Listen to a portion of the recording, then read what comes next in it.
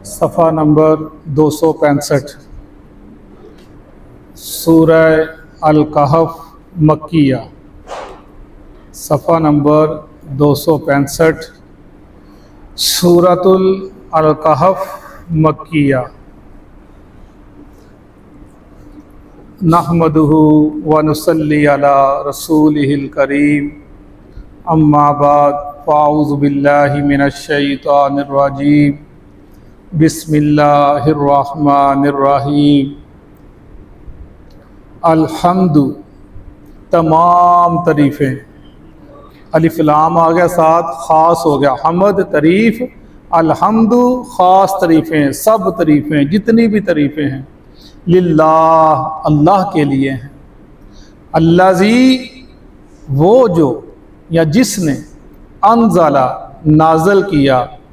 علی اوپر، عبدہ اپنے بندے پر،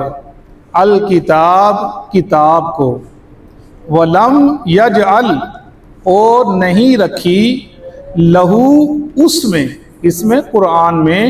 عوجا کوئی کجی، قیما ٹھیک سیدھا ہے، ٹھیک سیدھی ہے، لینذرا تاکہ وہ ڈرائے، باسن شدیدہ سخت عذاب سے، من لدنہ اس کی طرف سے یعنی اللہ کی طرف سے، وَيُبَشِّرَ الْمُؤْمِنِينَ اور بشارت ہے مومنین کے لیے، خوشخبریاں ہیں مومنین کے لیے۔ مومنین کون؟ الذین، وہ لوگ جو یعملون الصالحات عمل کرتے ہیں وہ صالح نیک، ان لہم بے شک ان کے لیے، اجرن اجر ہے، معاوضہ ہے، حسنہ بہت ہی اچھا، ماکثین ہمیشہ فیہ اس میں، ابدا ہمیشہ رہیں گے، فیہ اس میں، ابدا ہمیشہ، وَيُنذِرَ الَّذِينَ اور ڈرا دیجئے ان لوگوں کو، اور ڈر جائیں وہ لوگ، قالوا انہوں نے کہا، اتخذ اللہ ولدا بنا لی اللہ تعالیٰ نے بیٹا۔ صدق اللہ العظیم۔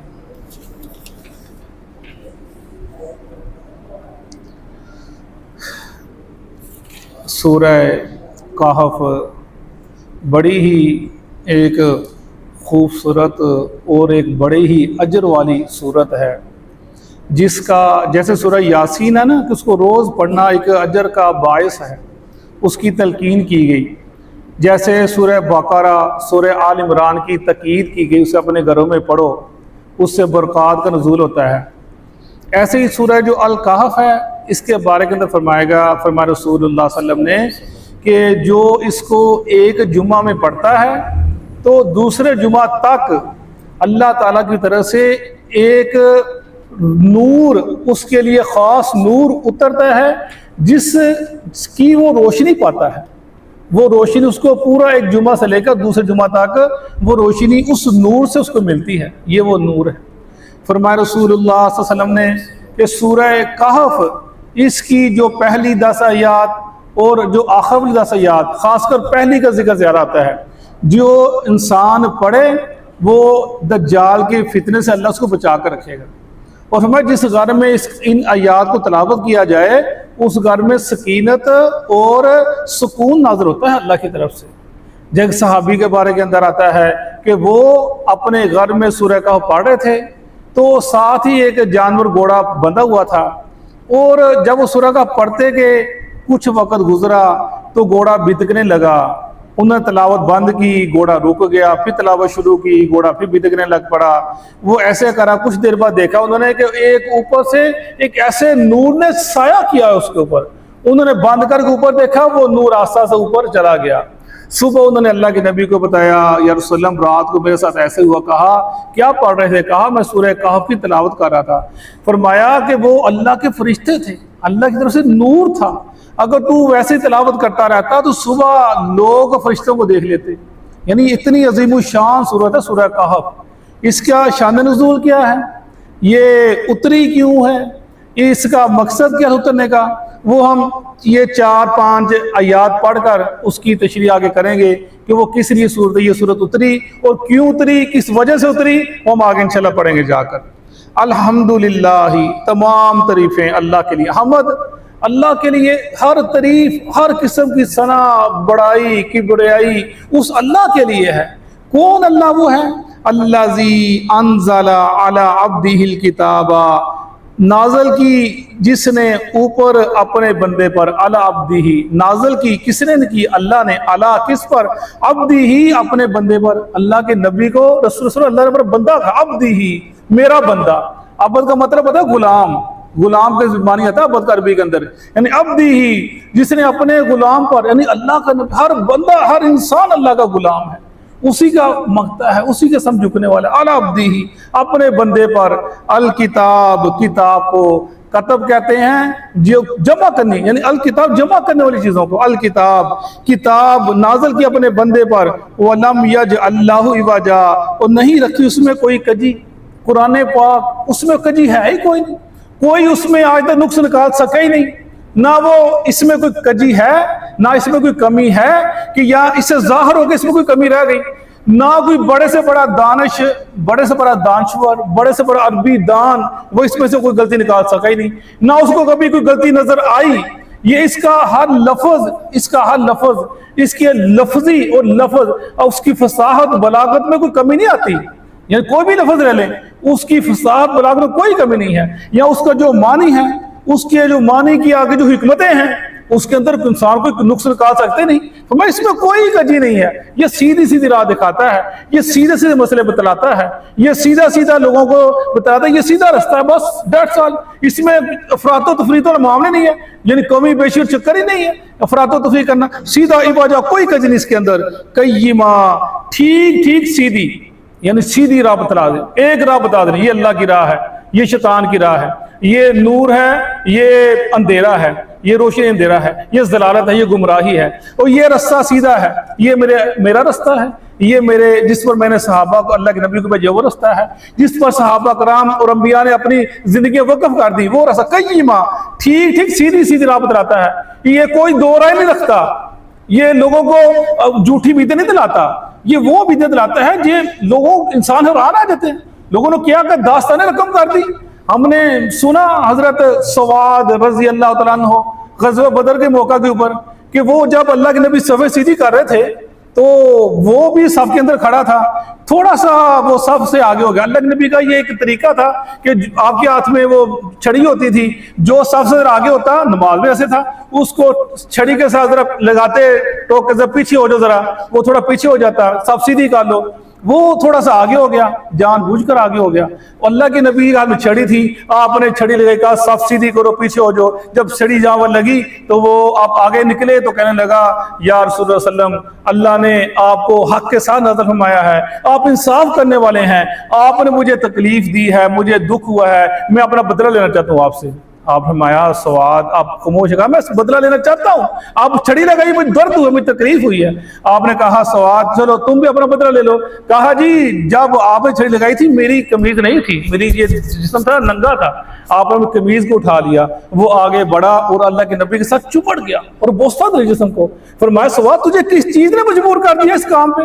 کہا جی دیکھیں سامنے موت کھڑی ہے، میری یہ خواہش تھی کہ جب میرا آخری وقت ہو تو میرا جسم آگ سے لگا ہوا ہو، مجھے اللہ تعالیٰ میرا ہاں بلا لے، میرا آخری لمحہ ایسا ہو۔ یہ لوگ تھے قیمہ، سیدھی راہ دکھلاتا ہے۔ وہ سیدھی راہ کسی نے دکھلائی؟ کن کو؟ صحابہ کرام کو، انہوں نے دیکھی اور انہوں نے اس پر عمل زندگی قربان کر دیا اپنے۔ ہم پڑھتے آ رہے ہیں ایسی ایسی مثالیں رقم کر دی کہ انسان حیران رہ جاتا ہے، یار یہ انسان تھے، کیا لوگ تھے، اللہ نے ان کو کیا دل دیا، کیا جگرہ دیا، کیا حوصلہ دیا۔ ان کے بیوی نہیں تھے، ان کے بچے نہیں تھے، ان کے گھربا نہیں تھے، ان کے بغات بھی تھے، دولت بھی تھی، لیکن انہوں نے کبھی کسی کی پرواہ کی نہیں۔ اللہ کی راہ میں جب مال مانگا مال دے دیا، اللہ تعالیٰ نبی جان مانگی جان دے دی۔ قیمہ، سیدھی راہ دکھاتا ہے، انہیں بتا دیا یہ جنت ہے، اس کے آگے، اس سے آگے جنت ہے، سیدھا سیدھا راستہ ہے، انہوں نے بھی جانیں قربان کر دی۔ لیونذرا، یہ ڈرایا جائے، باسن شدیدہ، سخت عذاب سے، من لدن، اس کی طرف سے، جو اللہ کی طرف سے آنے والا ہے اس کی طرف سے، وَيُبَشِّرَ الْمُؤْمِنِينَ، اور بشارتیں خوشخبریاں مومنین کے لیے،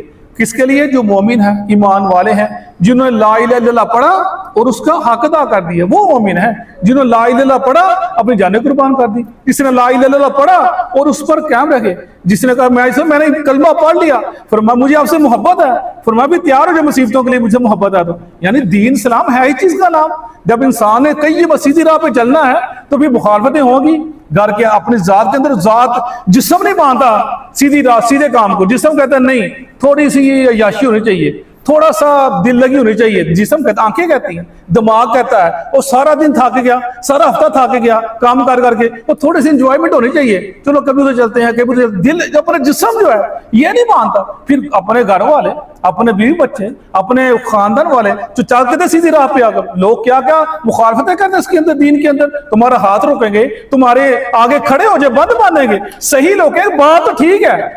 دیندار لوگ کہیں گے، گھر والے خاندان والے تمہاری بات تو ٹھیک ہے، لیکن کیا کریں، اس معاشرے میں رہنا نہیں ہے، اس جگہ پہ رہنا نہیں ہے، ہمارا خاندان ہے، لوگ مرتے ہیں، جانا آنا نہیں ہے، تم اس بات کو ٹھیک ہے، تم جو کہتے ہو ٹھیک ہے، لیکن اس کو ذرا لہذا رکھا کرو، ذرا کبھی کبھی کر لیا کرو، اپنی تک محدود رہو، اتنے خاندان میں شور کرنے کی کیا ضرورت ہے۔ کہ یہ سیدھی راہ دکھلاتا ہے، اور صحابہ کرام نے سیدھی راہ کو اپنایا اور اللہ نے ان کے لیے وحی بشارتیں دے دی، اور بشارتیں کتنی بشارتیں دی، ہم نے کل میں نے بتایا تھا کہ تیرے لیے جنت ہے، اور معاذ کا جو رومال ہے، سعد کا جو رومال ہے، وہ